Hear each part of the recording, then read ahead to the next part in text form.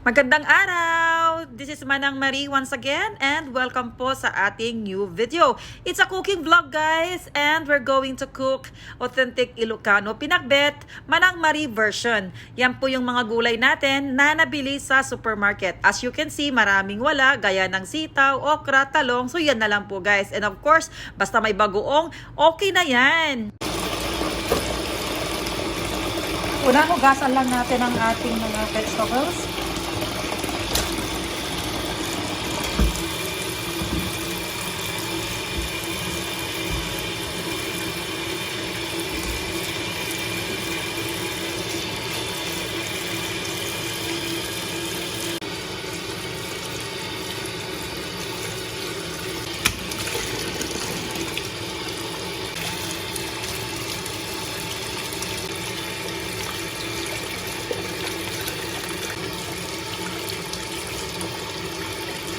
Pagkatapos natin hugasan ang ating mga gulay, nahiwa na natin lahat ang ating kalabasa, sigarilyas, ang ating parda, and of course, ang ating ampalaya. Nahiwa-hiwa na ang ating mga kamatis, ang ating luya, sibuyas, at ang ating garlic. Yung sili po guys, optional po yan ha. Para sa mga gusto lang po ng mga maanghang, you can have it, but if it's not, it's okay. At pagkatapos natin i-ready lahat ng ating mga ingredients para sa ating pinakbet, hayan po ang isda na aking ipiprito na isasahog.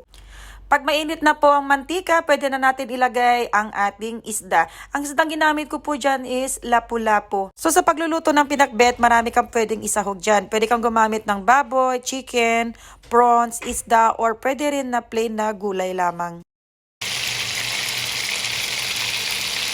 Fast forward, ayan, luto na ang ating isda. So set aside muna natin guys ang ating pritong isda. Sa isang pan, ilagay na natin ang ating kamatis. So the next step is kailangan natin siyang i-mash.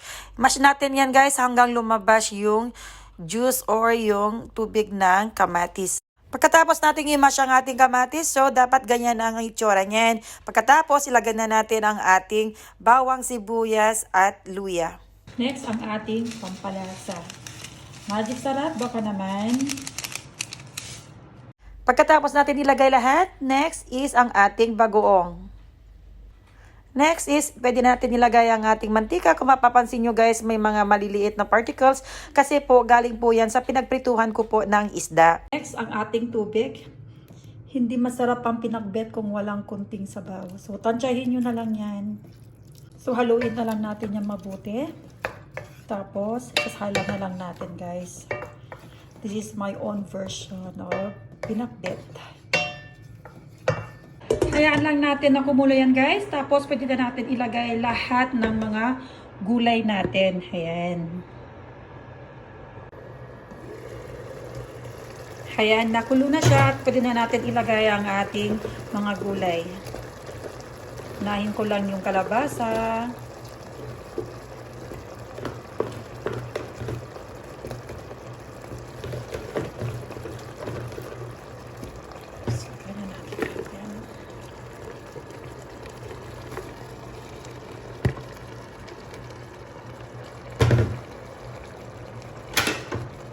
I-flatten lang natin siya guys. O sayaan lang natin yan. Kumulo. Huwag na natin yung halu-haluin para hindi masyadong mapait yung ampalaya. Yan ang sabi nila.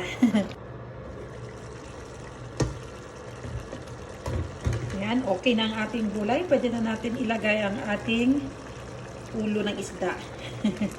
Yan sa akin, yung kalahati sa kanya. So, hayaan lang natin yan guys. Pag okay na, pwede na natin yan hanguin. Check natin guys kung luto na.